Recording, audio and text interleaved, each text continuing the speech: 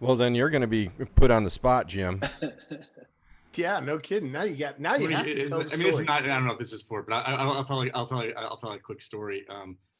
I spent my summers about 2 miles from where the Lumineers recorded their album, and Wes likes to ride his motorcycle through that area. And my father, when I was like 7 or 8, bought a Yamaha, and he would. I was too small to ride on the back, so he'd have me right through on the fuel tank. And we lived off of 28A, Wes. And to get to our house, you would go. I mean, there was a driveway where it was downhill, but my father liked to go down like this embankment to get to the house. And there was a rock one time, and I went flying off the motorcycle. And anyway, that was a lot. The motorcycle was sold the next day because my mother was so mad at my father for risking my life doing that. So. And you haven't touched one since. I have not touched one since. It's true. Do you know that like in Dumb and Dumber they have that little mini bike, that scene? And so my dad got us it was called the Streaker, and it was this like little powerful mini bike with a big seat on the back. And my neighbor like tricked it out so it had no governor and it would go so fast. He was really good with mechanics. So I used to ride this thing like occasionally, like a soccer practice or whatever. It would just make everyone laugh because it just looked so funny. But the first time my brother ever rode it, there's no clutch, there's no gears, it's just like gas.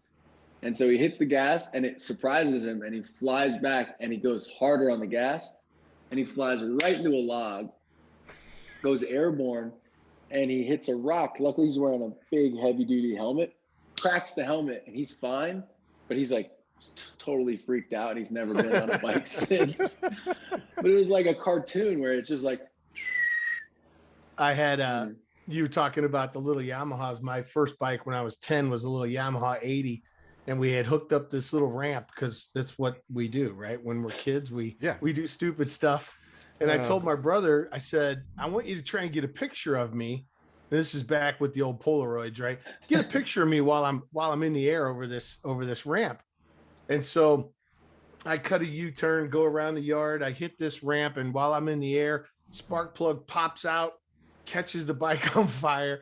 And so we had this really cool picture of me flying through the air with this bike on fire. And my brother said the better picture would have been the look on Mom's face when she came out and saw you on the bike in the air on fire. And so some Evel Knievel stuff. Yeah, it was crazy. Amazing. But nothing stopped me from riding since then. So that's amazing. All right. Well, welcome everybody. We're doing some little stories here, kicking off the new year. This is another installment of Fuel Stop Chats. I'm James. I'm Chris. And tonight we have with us, I don't even know how to say thank you to Mr. Jim Merlis and Big Hassle for arranging this for us. But Wesley Schultz, if you're not familiar with the name, you would be more familiar with the music that you heard coming into this. Wesley Schultz is the lead guitarist, founder or co-founder and songwriter for the Lumineers, triple platinum, Grammy nominated, currently topping the Billboard list of alternative radio with the #1 hit off Brightside. Wesley, thank you for joining the show. Cheers. Thanks for having me. Oh, yeah. Anytime. So, you got a new album coming out January 14th. Is that correct? All right. So you have a new album coming out. We'll get into that, but this is a motorcycle podcast. And people are probably wondering, all right, why the hell do you got the guy from the Lumineers? And cool, but what's that got to do with motorcycling? What people don't really know is that you're a bit of a motorcycle advocate and enthusiast. Yeah. I started riding when I was pretty young. I don't know if the listeners would have heard the story earlier about the mini bike, but my dad started us out on this mini bike very similar to Dumb and Dumber, like 80 miles to the gallon on this hog kind of thing. And then I remember sneaking out in the middle of the night and going to see a girl, and she had a sleepover in her backyard, and you heard like just little, real sneaky, this tiny little bike, but eventually my dad got a Honda XR80, one of those trail bikes, those cool trail bikes, and I got the bug a little bit then, and then eventually I got my motorcycle license in Colorado and started riding when I went out to the Catskills. So that was 2015. I started riding pretty continuously ever since then, and it's been like I think everything that I thought motorcycle riding was flipped on its head once I started riding out there. Because I had this, everybody's got their way of riding, but for me, it was much more of like finding a sort of weird meditative state in a place where there's not a lot of people around and windy back roads, and just kind of getting lost and then finding your way back.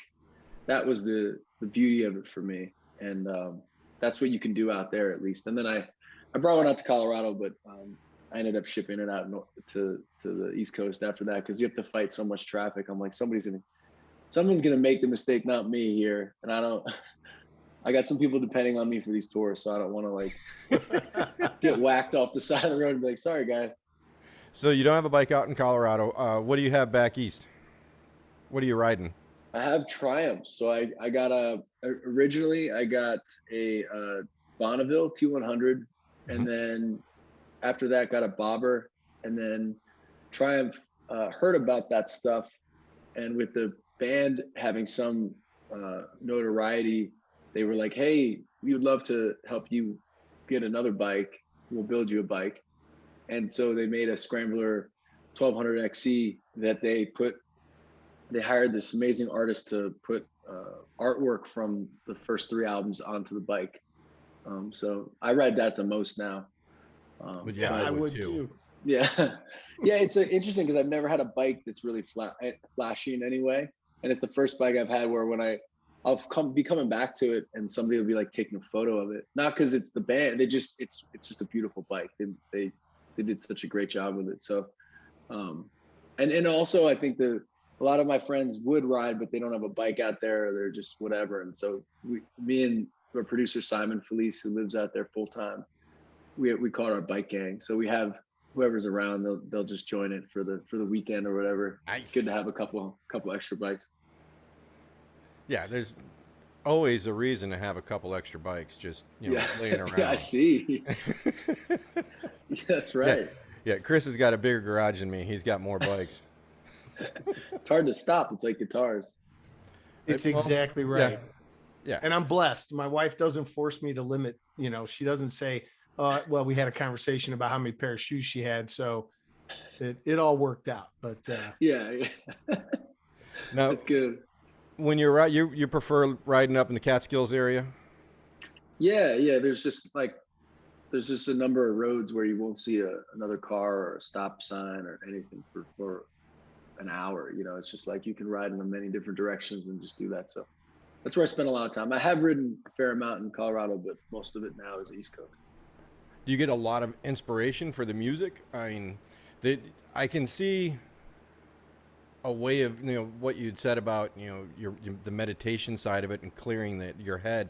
Does riding out there on those roads, does that prep you to write the music that you write, or does it help you as far as both. Are you okay? Yeah, it does both, because I'll give you a couple examples. When going to and from the studio on my solo album and then on the Lumineers album, I would ride. It's a 45 minute ride. I know a lot of good back roads to get there. And that would kind of get me in the right headspace to show up to the studio in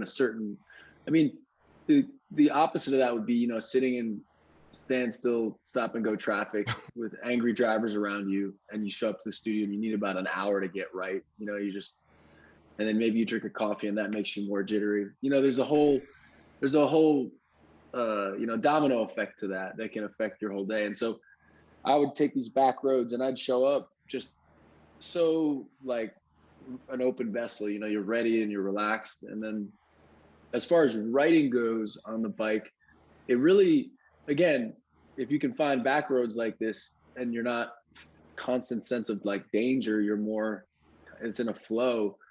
I've written a lot of lyrics. You know, on our last album, Gloria, I wrote kind of like the whole song lyrically and melodically on a bike. And then I kept getting off and you'd hear the engine in the background of the voice memo of singing it. And Angela was like that. And then it happened again on this album where you're just trying to get to a state of mind where you're not pressing, you're not like trying hard to do something specific like that, but it's almost like a mantra, you know, when people meditate and they say some phrase over and over, it's almost like when you write lyrics, sometimes that helps. You have the right amount of syllables, but maybe you haven't filled in the blanks, and that will just pour out of you. So in a funny way, it's been a really cool assistant or a tool to write songs as an added bonus to already being out there on the road and just, you know, clearing your mind. Or for me, it's a lot of gratitude is built into riding. You know, we ride in a lot of different seasons out there, and you're watching leaves change. There's some of the biggest softies on these bikes riding around. They're just like, look at that, look at those leaves. You know, you'd never expect these conversations to be had because the outside world thinks of it like, I don't know, Sons of Anarchy is all it is. And it's like, you know, like my mom didn't want me riding at all. She was terrified even when I was like over 30, and she was like, I don't want you doing this. My brother called me. I was like, it's not like I'm shooting heroin or something. This is like a motorcycle, you know, like, and I was like, listen, I see cops riding motorcycles in cities with like short sleeves on. I don't think it's like you get on a bike and you immediately crash. This isn't what it is. It's just you have to, I took the 3-day course in Denver. That was really helpful because I kind of thought that I knew what I was doing, and I learned a lot about, you know, just a lot of safe practices that I, as a dirt bike rider, I wasn't aware of at all, like a novice dirt bike rider. So all that, trying to be as safe as you can, but also part of it is that it forces you to be present because there's danger. And that's a beautiful thing. That's why people rock climb and do a lot of other sorts of things, is like, there's an element of presence that you have to have, or else you're not going to be okay. And that's really good, you know, to keep you sharp and to keep you engaged with it. So for me, it's been so beautiful. And I've taken my wife, Brandy, on some rides. Her dad was like, he would race on the amateur level, and he got in so many accidents. He taught his kids, he's like, what do you do when you get in a crash and something gets hot? And they're like, turn over, you know, like they're imagining sliding for 50, 80 feet. And so I ride much differently. It's just more like taking it in. And when she came on a ride with me, she went on many after that, because she said it was like spooning with a view. She like loved it. She's just, you relax and you lean with the person, and it's beautiful. But it's a often misunderstood thing. I think people, even if they find out you ride, they're like, what are you trying to prove? You're like, I enjoy this. What are you talking about? You know, like, but I especially the music we make, you wouldn't assume that, oh, that guy rides motorcycles, but it's like, it comes in all forms. I think a lot of people would surprise you at, you know, who does ride and what they get out of it. Yeah. It's always been interesting for me to do a cross country trip, and the people that you meet when you're on a bike, and the people that you talk to, and the barriers that come down because of the ride. You know what I mean? It's like anybody and everybody, all walks of life. We interviewed Willis, and he described it as when a fish swims through the water, they're not breathing, the water's rushing through their gills. And he said, when I ride, it's like that. It's like I'm the atmosphere, the environment is just washing through me. And I thought that was one of the most poetic explanations of riding I'd ever heard. Yeah. And really appreciated that. I do know one of your songs reminds me of a trip James and I were on. And I the lyrics struck me almost funny when I heard where we are. I don't know where we are, but it'll be okay. I could just see James and I having that conversation in the middle of freaking Arizona one time. Where we are, I don't know where we are, but it'll be okay. It'll be okay. It's beautiful, isn't it? Yeah.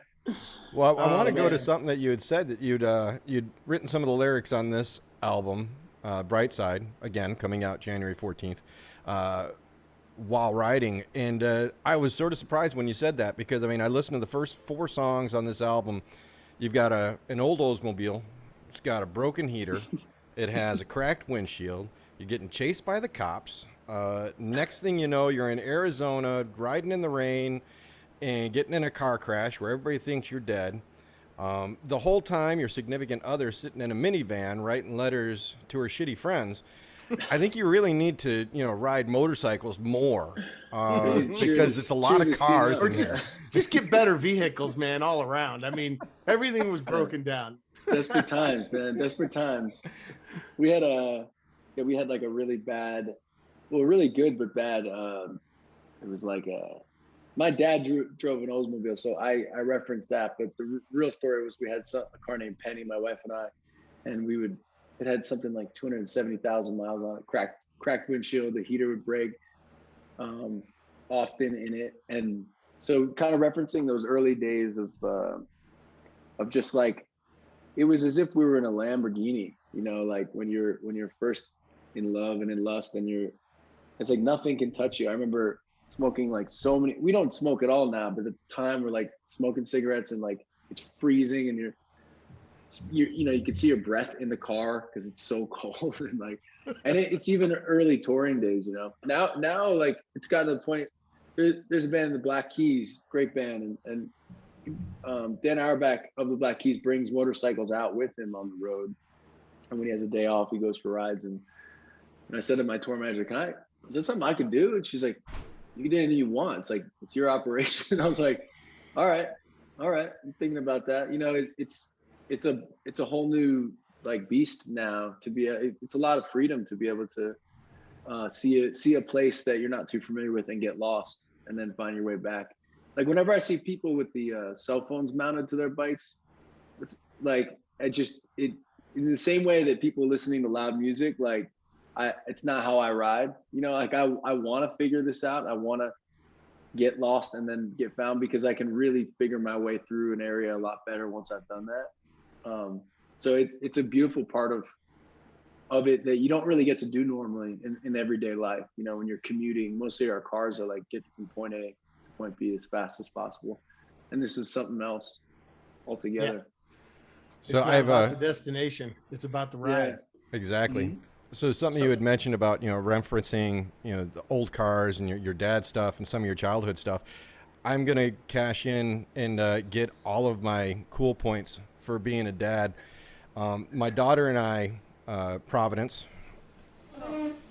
Great name. What's up, Providence? So how you doing? I'm good. How are you? Good. I like your name. That's a cool name. Thank you. Yeah, she said that he needs to write a song named Providence, seeing that there's so many other. Exactly. There's Cleopatra. There's Ophelia. Providence fits right in. Yeah, so, I got to figure out what rhymes with that. Nothing. I'll get back to you. Not every syllable. Wes, in keeping with the broken down car theme, Providence and accidents happen. Oh. Look at you. Look at you. You write that when you're riding? That's pretty good. So my daughter and I don't touch on too many things aside from driving fast and music.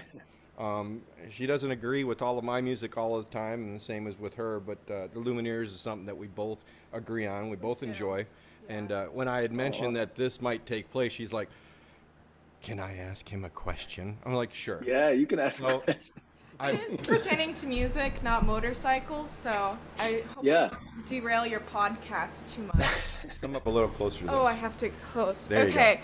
So I was wondering, at what age did you know you wanted to pursue a career in music, and what did you learn at that age that you're still using today? I think I was 15. I started playing guitar, and I was really into sports at the time. I was really into basketball, kind of delusional ideas about what I was going to do. And then I started playing guitar. I walked out of a tryout. I was in a tryout. This guy kept blowing his whistle and yelling at me, and I just left the tryouts. I had been obsessed with basketball, and I was just fucking done with this. And I had nothing to do. My mom was like, we got to do something. And I was like, can I take guitar lessons? And so I took those for about 6 months. And I had already been interested in writing poetry, from a young age, for whatever reason, just rhyming and the idea of poetry. And almost talking around something to express something versus being so on the nose with everything was really interesting to me. So the two played hand in hand, in addition to like singing every word the songs in the car that would annoy my family. So all of it added up to like, okay, I really like this. But then the last step was like, I really wanted to, in sports, I would practice. And then the game would come and I would like get in my head. And for whatever reason, with music, I remember playing like it was kind of like an open mic at our high school. And I just could play. It was like maybe my brain was being used in the right amount, but I didn't think about it too much. I could just play. And that felt really liberating. Like, oh, I found my home. Like I'm supposed to be doing this. This is cool. And then the thing that I learned probably during that time that my mom taught me was that I said, I want to play music. And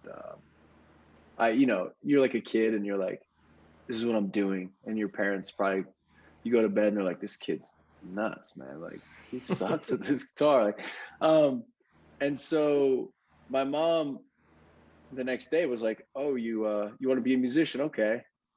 All right. How many hours did you play guitar this week? And I was like, I don't know, like 3, 4. She's like, well, full-time job is 40 hours. So if you want to be a professional, you better put in your 40 hours. And it always like stuck with me that it wasn't that complicated. It was actually just putting in the hours and putting in the work. And essentially with songwriting, showing up. You don't always have good ideas, but if you're around enough, you're almost like an antenna. And if you're around enough and the lightning strikes or the idea hits and you're present for it, then you can receive it in this beautiful way. So a lot of it was just showing up and deciding to be there versus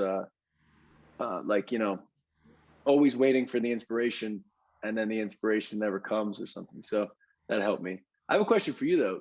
Do you drive that car behind you? I don't. Does he let you drive that? That's pretty badass. I have offered. Do you want me driving it with my second speeding ticket? Do you want Is it stick? Like, can you drive manual? I can a little bit. My very first car was stick, and I drove it into the garage. That's a good place to crash, I guess. Like, if you're gonna have an accident, right? Fast? Were you going fast? No, I just didn't hit the clutch as I was braking, so I just kind of just went straight into it. Right He into the shakes center his head, pillar. yeah. And nothing happened, right? Nothing collapsed. It was just No, like it was all good. No. It all worked out. I just had to get driving lessons after that. My first car, I was stick too. It was like a Jeep Cherokee that was like really That was two-door Jeep Cherokee, and it was really kind of like, I want to say it was a 4-cylinder. It wasn't very powerful. Same. And I reversed so hard into a guy in a parking lot, just like so incredibly hard. Like my friend pulled out, and then I was assuming once he pulled, it was going to be free. And I was a young driver, I was like, "Boof," and the guy I hit couldn't have been nicer. He's like, "Don't worry, man. This is why we have insurance." And I was like, "Thank God I hit you." Like, but yeah, I think it's good to learn on stick because I feel like most people don't know, and it's such a drag, especially if you need like a DD or something. You're like, that's always the excuse. You gotta learn this, man. Yep. That was why her first vehicle was to be the Jeep with only 2 seats in it, so you can't pack it full of friends. You could also start it with a screwdriver, and there was a hole where the radio was. It was No distraction vehicle. That's really good. All right. I'm gonna go eat mac and cheese. Talking to you. Nice to meet you, Providence. Nice meeting you. Take care. Take care. Thank you for entertaining me on that. Yeah, of course. So the album, I had my first impressions. Jim was able to give us a copy of the album, and I have to say, and I'm not trying to suck up to the guest. I really am not. And for the people listening, listen to the body of work. When people describe music as being their freshman album, their sophomore, their junior, this is your 4th album, this is your senior album. To me, you graduated on this. The sound quality is raw. It's not overproduced. I'm a drummer, so I listen to the percussionist. Chris is a lyricist, and he's going to get into the lyrics with you. But I'm not sure what Jeremiah did.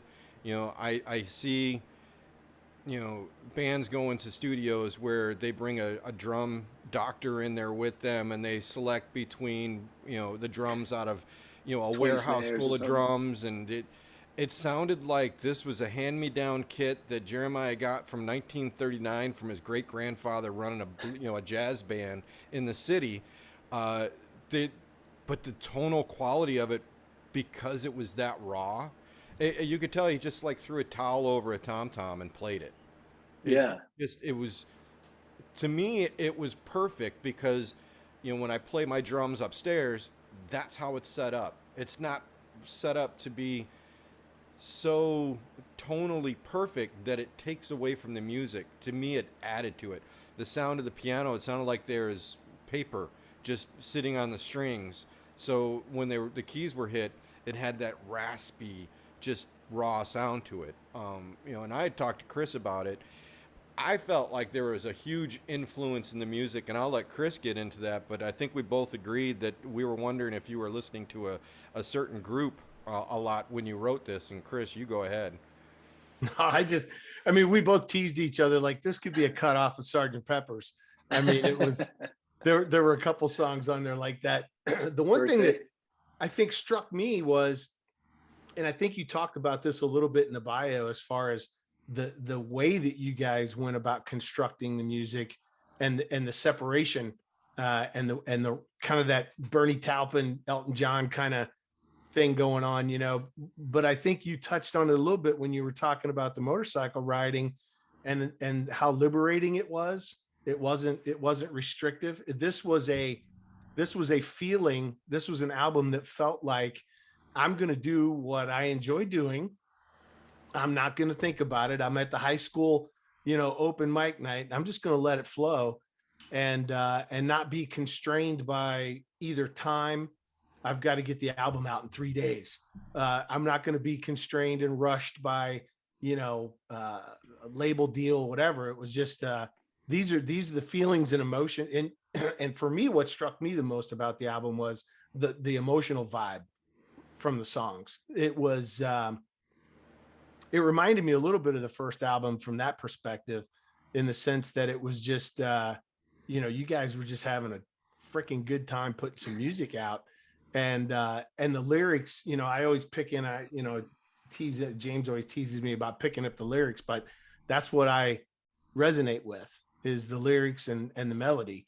And, like I said, the earworm, where we are, I don't know where we are, but it'll be okay. And then you enter that, what's that? What was that? And it's like, it's just, I could see two dudes on a ride and you're having this stream of consciousness. And then, like squirrel, right? What was that? Yeah. I don't know. What was that?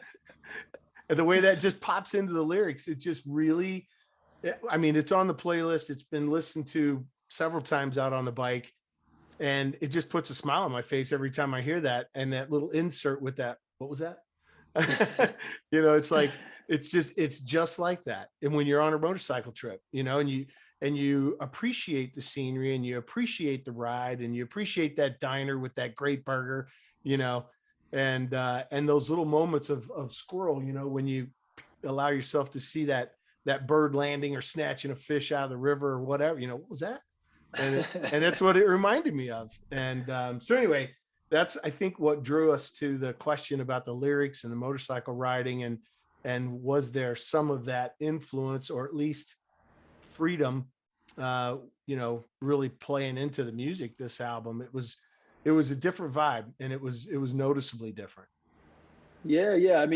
Just to touch on the earlier stuff about Jared's drumming, a lot of people didn't even realize that when we first started out, that he couldn't play more than like a foot stomp and a tambourine, because that's what he did a lot in the open mics we played, and they assumed that was all he could do.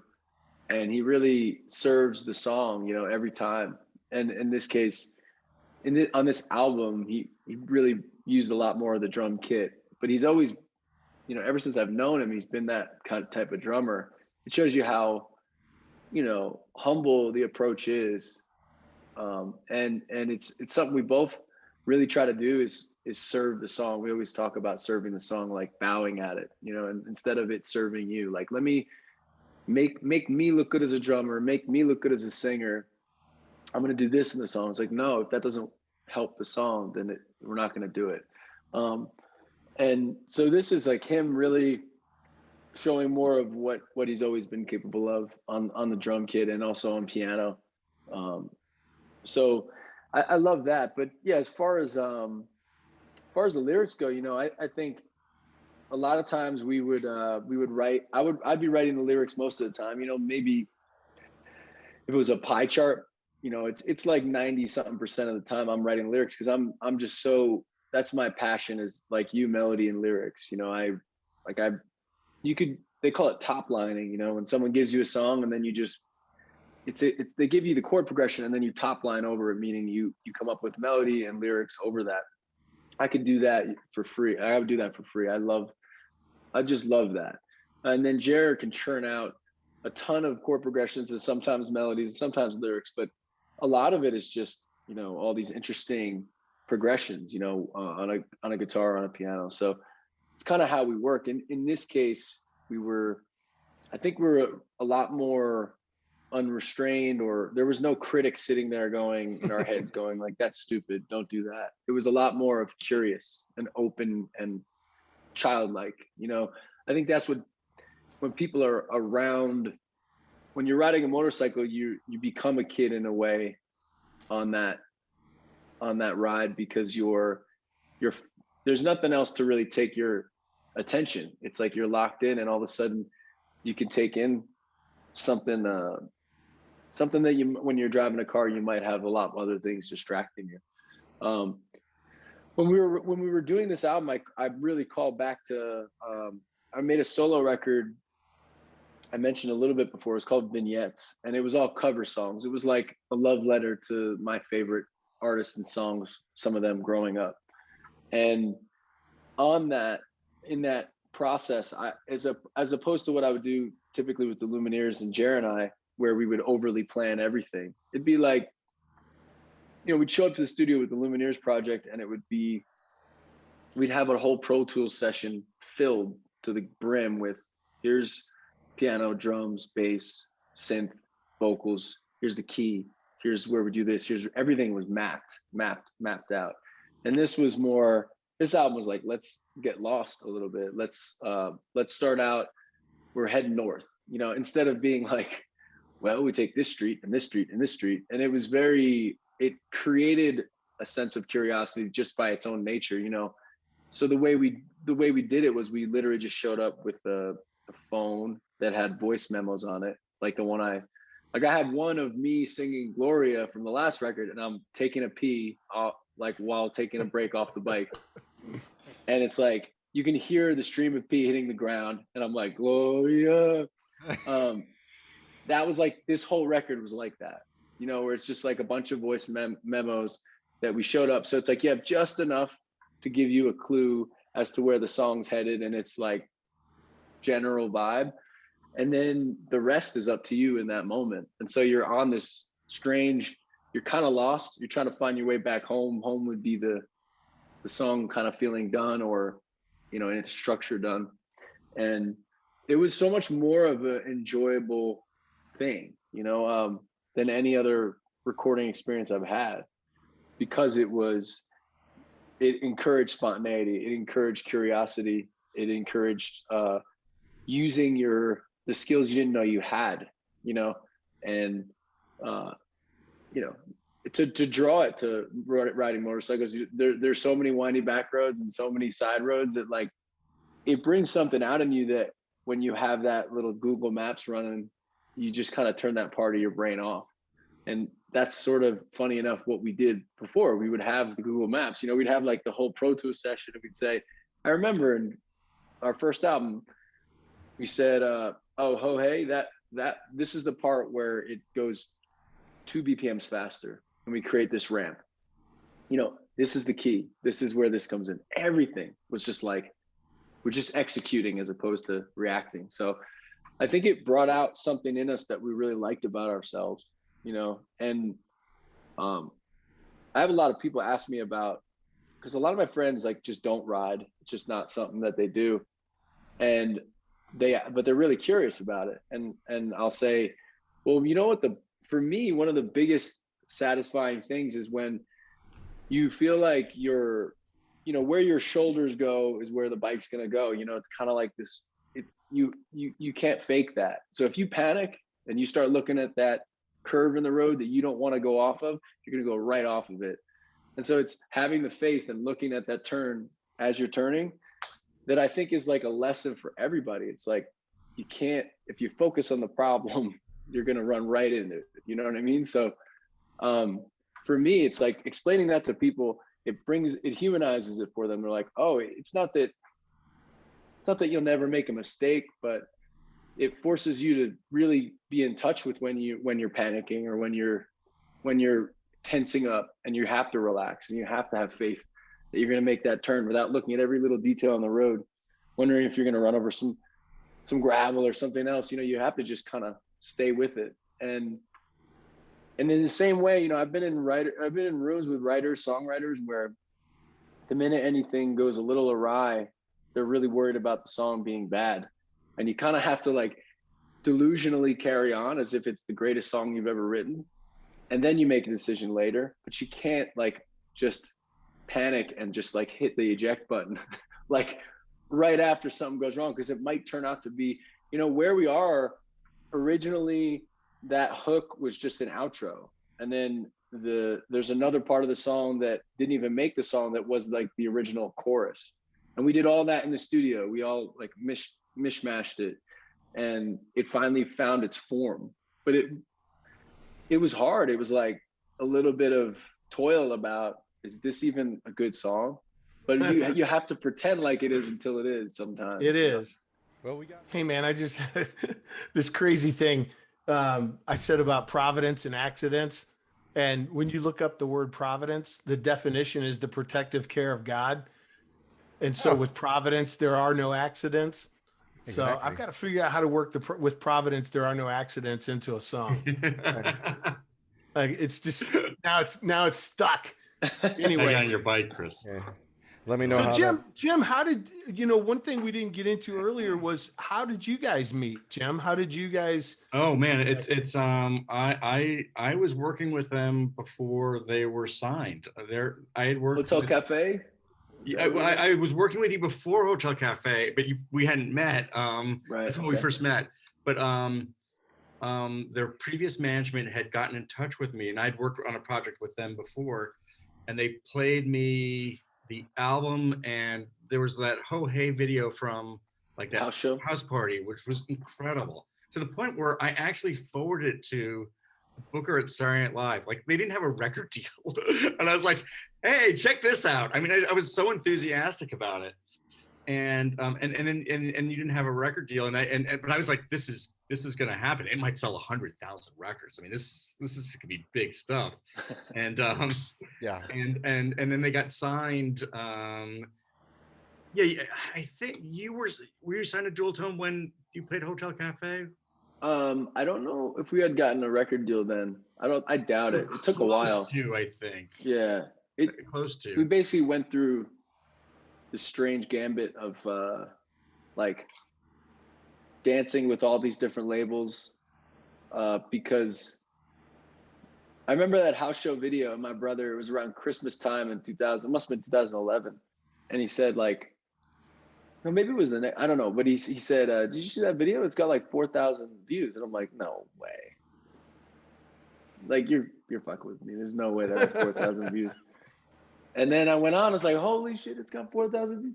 And then everything just started like weirdly taking off, which like then led to interest from both majors and independent labels.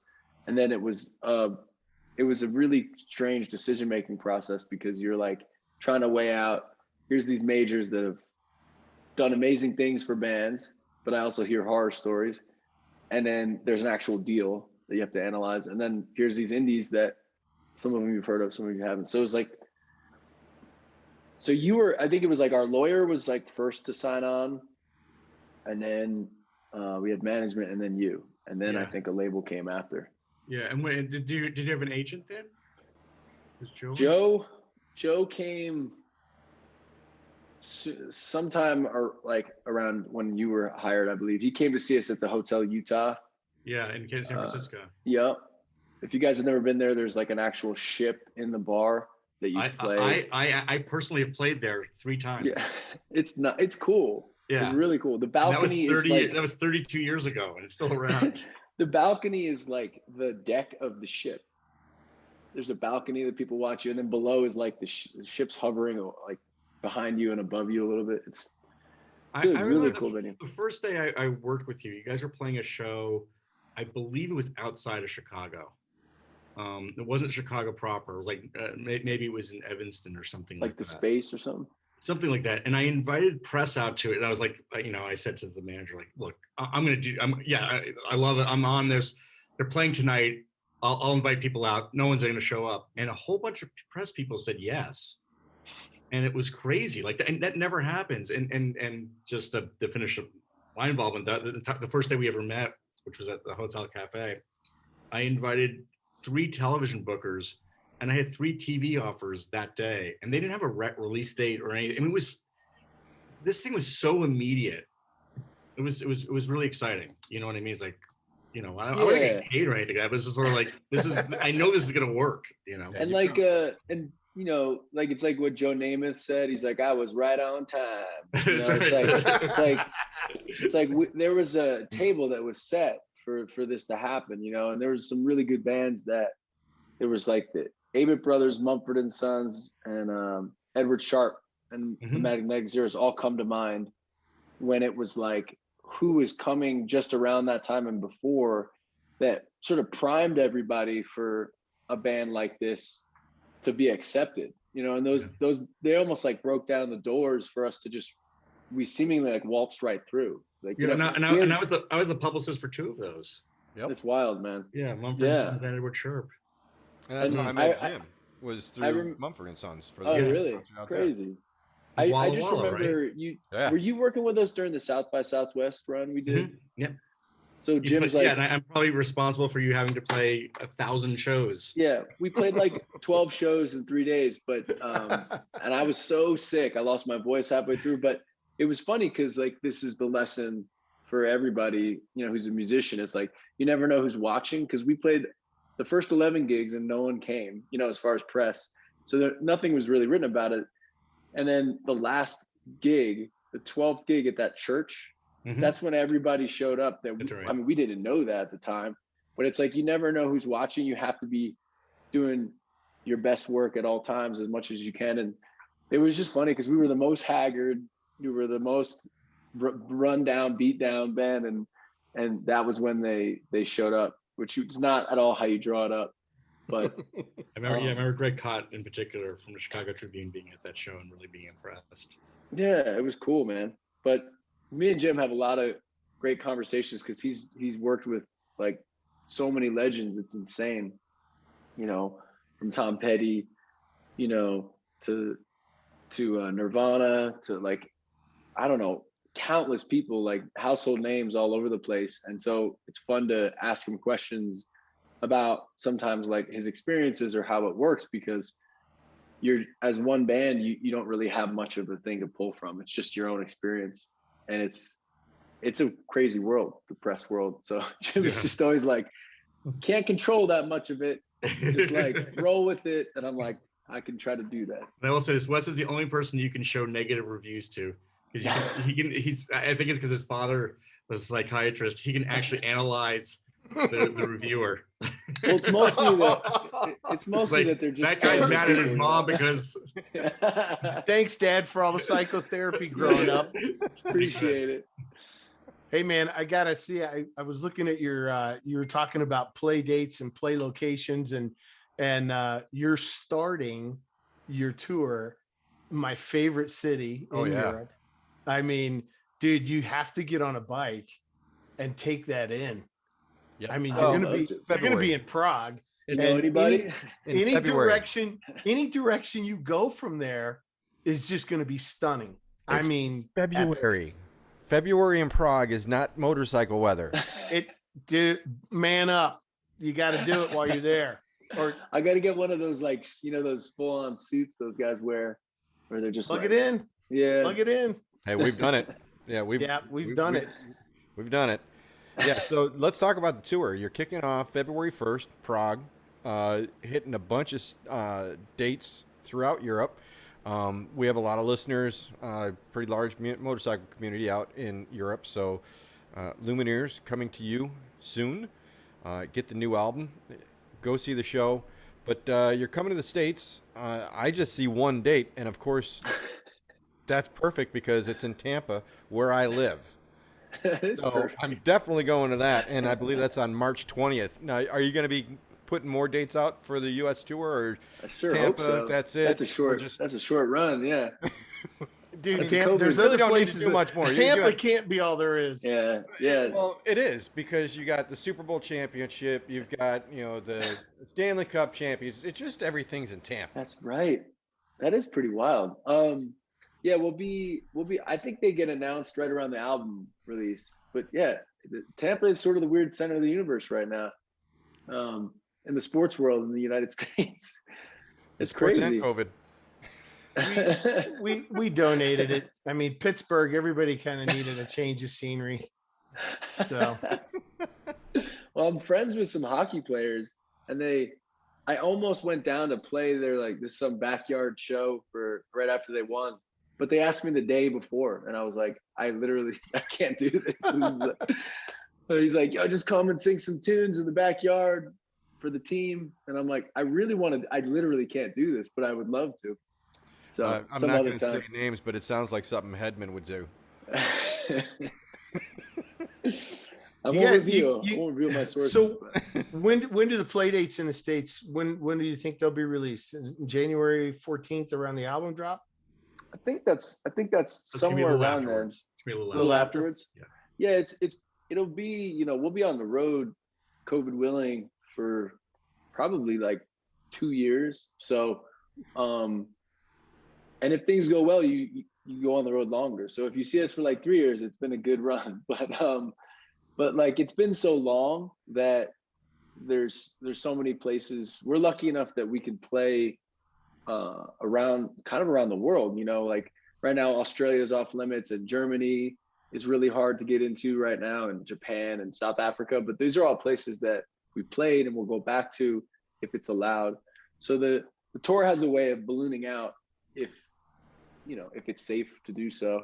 But in the United States, we'll be really active. I was doing the math in Denver, where we're from, where I've lived for 12 years. We haven't played a show, like a proper show, in like 5 years. Did you know that, Jim? Wow.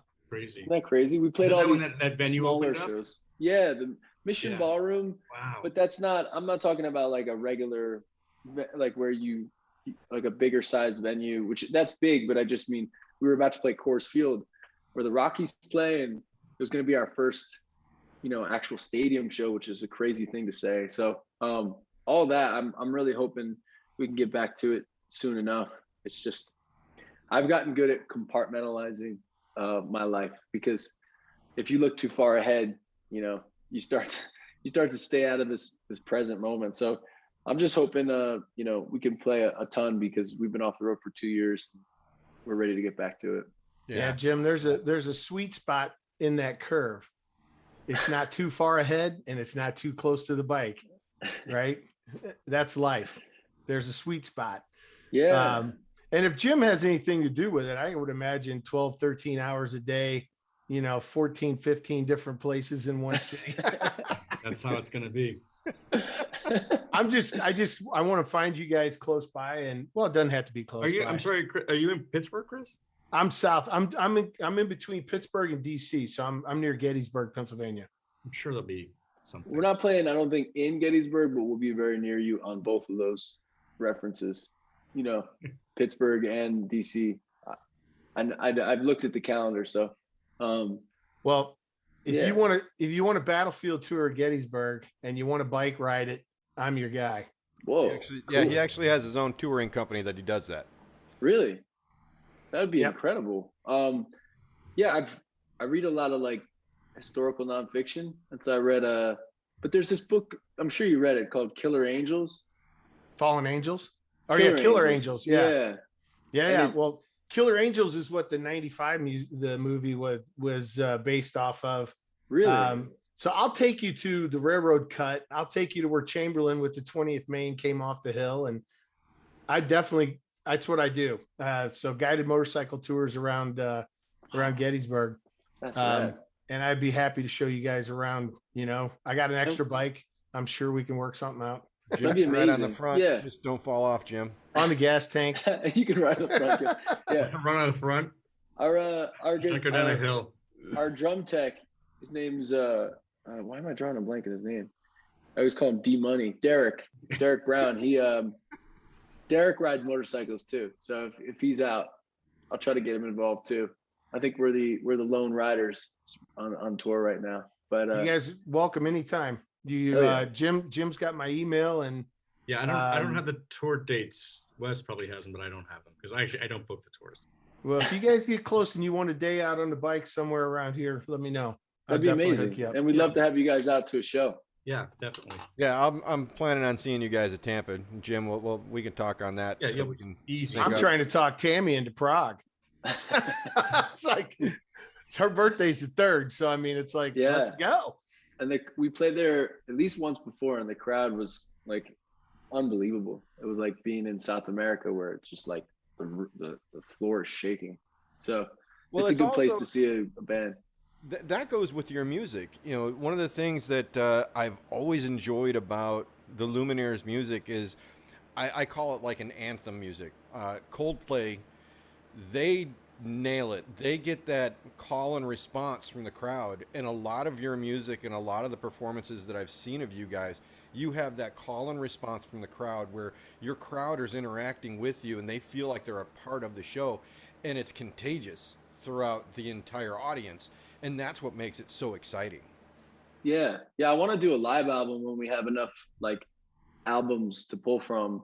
But yeah, I feel like the audience is like another instrument. They're like, when I hear, I just listened to Bob Seger Turn the Page, and the version he puts out is live, and there's a reason. It's so much energy. It's so vibey. There's so much, gives you goosebumps listening to it. So I think, there's truly nothing like, that feeling of a bunch of people all focused on the same thing and feeling something together that we've all missed that a lot. So I'm excited to go back out there and feel that again. Have you ever seen the YouTube video? I think it was Green Day was playing. It was some Monsters of Rock concert, and they had like a GoPro sitting behind the drum kit, and it was before the band came on stage, and Bohemian Rhapsody came on the PA, and the whole crowd sang, right? Yeah, 100,000 people sang that at the top of their lungs.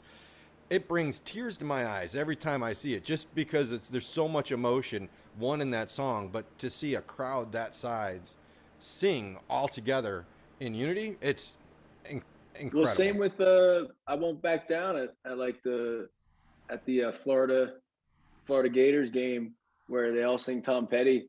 Well, that's where he's from. Yeah, that's where he's from. Unbelievable. Yeah, so it's like, it's just so cool. It's a powerful thing. Even if you're not there, you get goosebumps. Yep. 7th inning stretch in Boston, man. Sweet Caroline. Yeah. It's like there are those songs, I can still remember Detroit and Billy Sims and the Airplane Spin, and and the other Queen song, right? It just, music is so universal, and it is so emotional. It evokes so many cool vibes. You talk about motorcycle riding, breaking down all kinds of barriers. So does music. Yeah. And I think that's what's so cool about you guys going to Europe and getting a great following in Europe. You've got, of course, the folk music from Scotland and Ireland, and that heritage of that kind of music there to vibe on. You come to the States, it doesn't matter whether you're in the Appalachian, kind of where that origin of that was, right? Or you're out on the West Coast. We were talking about Echoes in the Canyon, the documentary, and you feel that, and it translates. It doesn't matter, English, German, Czech, Polish. Yeah, it's transcendence. Yeah, it's It's just it's inexplicable. It's just like you marvel at it. It is amazing. Well, listen, I don't know, James. We could go on for hours, and I actually have to go. Yeah, I know you guys have a hard stop. So, but Wes, seriously, if you're ever in the neighborhood and you'd really I love that, man. That Battlefield tour, yeah, I would be happy to do that with you, man, and would really enjoy doing that. Not sure how to get it's Chris@ridehistory.com. That's just go through me. We'll get it figured out. Okay. Yeah. And definitely look forward to catching a show. It'll be a great excuse for Wes to not do an interview with a It'd be fun just to get on a bike and just go do what we do when we're on a bike. Yeah, let's just go riding. I don't really care about anything else. Well, that's what started this whole thing of fuel stop chats. It's like, what do we talk about when we stop for a fuel stop? Yeah. We talk about music. We talk about the road we just rode. We talk about the ride we're going to ride. Great cigars, good bourbon, All right. That's awesome, man. Let's wrap it up. They got to go. Thank you, guys. One quick note for you, Wes. Check out Neil Peart, drummer for Rush, Neil Peart. Some of his books, he trailered 3 GSs on the back of his bus. So him and his security guide, Michael, or his best friend, Brutus, when they were overseas, they would just ride in between shows. They would take 3 days and ride. Damn. And then meet up with the bus, sleep on the bus first night, get back on the bikes, and then ride to the next show. So nobody could figure out why the tour dates were the way they were.